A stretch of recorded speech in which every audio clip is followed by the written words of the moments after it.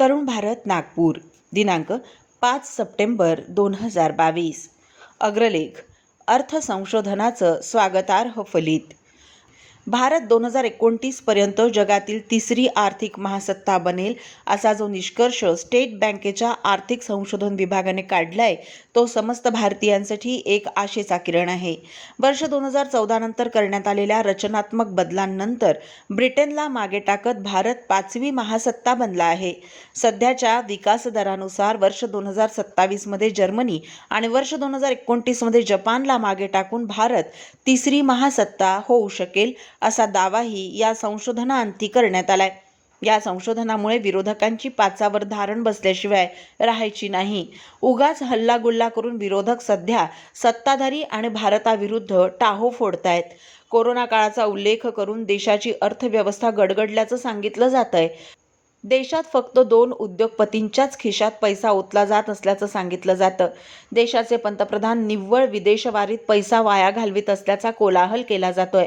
Corona काळात बंद झालेले उद्योग अजून सुरू झाले नसल्याची आवई उठवली जाते आणि त्याच वेळी गेलेले रोजगार कामगारांना पुन्हा परत मिळाले नसल्याने बेरोजगारीचा भस्मासूर भारताला पोखरत चालल्याचा आरोपही केला जातोय.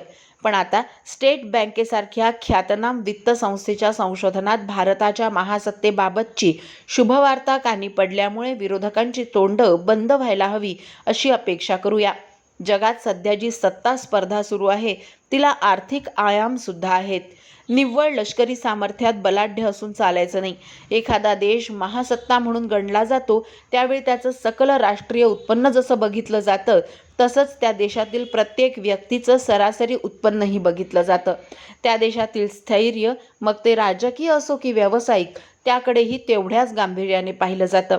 आर्थिक महासत्ता होण्यासाठी त्या देशाची आयात आणि निर्यात, त्या देशातील बँकांची कर्ज देण्याची शक्ती, शेजारी देशांना तो देश करीत असलेली मदत, देशातील पायाभूत सुविधा, शैक्षणिक स्तर, त्या देशाची इतर देशांना मदत करण्याची ताकद, त्या देशातील वित्तीय संस्थांची स्थिती, शिक्षण, अर्थकारण, व्यवसाय, उद्योग, महिलांची सामाजिक आणि आर्थिक स्थिती, त्या देशातील गुन्हेगारीचं प्रमाण आणि आरोपींना शिक्षा होण्याची टक्केवारी, न्यायदानाची पद्धती आदी सारं काही बघितलं जातं. जागतिक महासत्तेचा विचार करता कृषी उत्पन्न, त्या उत्पन्नावरील प्रक्रिया उद्योग, त्यातून निर्माण झालेले रोजगार यांची दखल घेणं क्रमप्राप्त ठरतं. देशातील भ्रष्टाचाराची स्थिती देखील तपासली जाते. जो देश शस्त्रास्त्र संपन्न तो देश महासत्तेसाठीच्या स्पर्धेत आगेकूच करतोच, पण आजकाल त्या देशाचा हॅपीनेस इंडेक्सही बघितला जातो. या साऱ्या निकषांमध्ये जो देश पसंतीला उतरतो त्याला महासत्तेचा मुकुट बहाल केला जातो. सध्या जागतिक महासत्ता म्हणून अमेरिकेकडे तो मान जात असला तरी हळूहळू या देशाच्या वर्चस्वाला हादरे बसू लागले आहेत. रशिया आणि चीन हे देश त्याच्यावर टपून बसले आहेत. चीनने तर अमेरिकेला मागे टाकण्यासाठी बऱ्याच क्लुप्त्या योजिल्या आहेत. अमेरिका विरोधी देशांची आघाडी करून त्यांच्या ताकदीच्या आधारे या देशांची कोंडी करण्याचे त्याचे प्रयत्न चाललेत. भारताकडे आजच महासत्ता म्हणून बघणं कठीण असलं तरी हा देश सुद्धा त्या दिशेने हळूवार का असेना आगेकूच करतो आहे. अनेक क्षेत्रात त्यांनी चीनशी टक्कर द्यायला सुरुवात केली आहे. माहिती तंत्रज्ञान, वैद्यकीय क्षेत्र, बांधकाम, स्टील उद्योग, दागिने, मिठाया, हॉटेल्स, विमानोड्डाण, पर्यटन, ऑटोमोबाईल्स, FMCG, शस्त्रास्त्र निर्मिती आदी क्षेत्रात त्याची महासत्तांशी स्पर्धा सुरू आहे. यातील काही क्षेत्र अशी आहेत ज्यांना आपण प्रथमच गवसणी घातली आहे. एकाच वेळी 100 उपग्रह अवकाशात सोडण्याची किमया इस्रोने करून दाखवली आहे. त्याचप्रमाणे संपूर्ण भारतीय बनावटीच्या उपग्रह निर्मिती तंत्रज्ञानाचा विकास तो देखील करण्याची किमया भारताने केली आहे.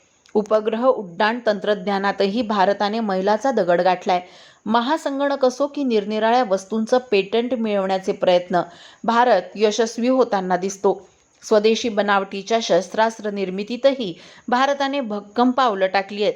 या सर्व बाबींचा अभ्यास केल्यानंतर वर्ष 2022-23 वर्षाच्या पहिल्या तिमाहीत भारताचा आर्थिक विकास दर 13.5% इतका राहील असं स्टेट बँकेच्या समूह मुख्य आर्थिक सल्लागार सौम्या घोष यांनी नमूद केलंय.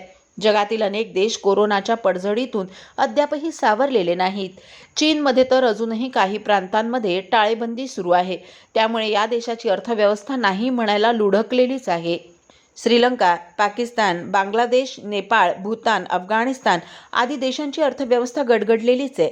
चीन वगळता या साऱ्या देशांना कोविड काळात भारताने मोठी मदत केली आहे. औषधं असो की लसीकरण, भारताने मोठ्या प्रमाणात शेजारी देशांची काळजी घेतली आहे.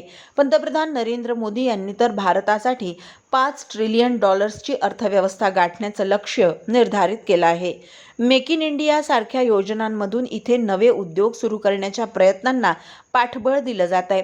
स्टार्टअप उद्योगांना मोठ्या प्रमाणात सवलती देण्याची योजना कार्यान्वित झाल्याने नवउद्योजकांचे अक्षरशः पीक आल्याची स्थिती आहे. आता यातील किती उद्योग सुरुवातीच्या संघर्षपूर्ण लढाईतून सही सलामत बाहेर पडतात हे बघायचं.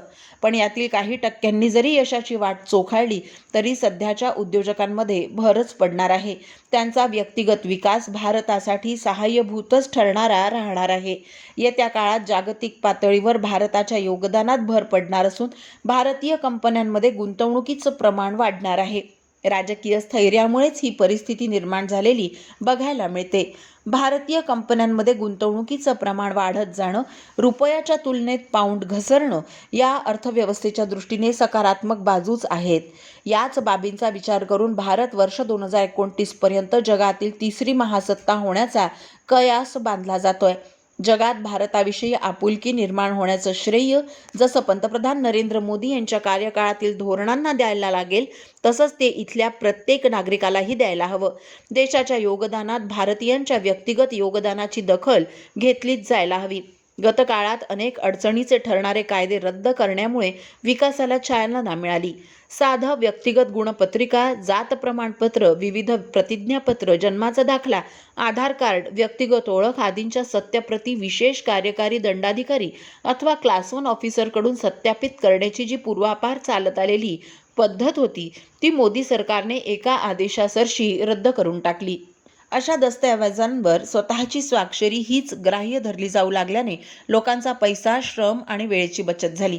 देशातील 125 कोटी भारतीयांना या निर्णयाचा फायदा झाला आणि ते स्वाक्षऱ्यांच्या जाचातून, त्यात होणाऱ्या भ्रष्टाचारातून आणि दप्तर दिरंगाईतून मुक्त झाले. मोदींनी लाल दिव्यांची संस्कृती रद्द करण्याच्या निर्णयामुळे काही मंत्री-संत्री दुखावले गेले असतीलही, पण त्यामुळे आम जनतेचा किती फायदा झाला, हा निर्णय देशाच्या विकासासाठी कसा पूरक ठरला हे सांगायलाच नको. असेच अनेक कुचकामी आणि कालबाह्य कायदे, नियम रद्दबातल करून मोदींनी त्यांच्या कचाट्यातून देशवासियांची सुटकाच केली आहे. आता देश तिसऱ्या आर्थिक महासत्तेकडे धाव घेत असताना अशा छोट्या छोट्या निर्णयांमुळेही ही वाटचाल सुकर होणार आहे. पाकिस्तान आणि श्रीलंकेची आजची ढासळलेली स्थिती पाहता आपल्या देशाबद्दल व्यक्त करण्यात आलेला हा आशावाद निश्चितच स्वागतार्ह आणि प्रशंसनीय म्हणावा लागेल. दैनिक तरुण भारतचा हा अग्रलेख आपण तरुणभारत.net या संकेतस्थळावरही ऐकू शकता. असेच अभ्यासपूर्ण लेख ऐका फक्त डिजिटल तरुण भारतसोबत. त्यासाठी आमच्या YouTube चॅनलला लगेच सबस्क्राईब करा, लाईक आणि शेअरही नक्की करा. धन्यवाद.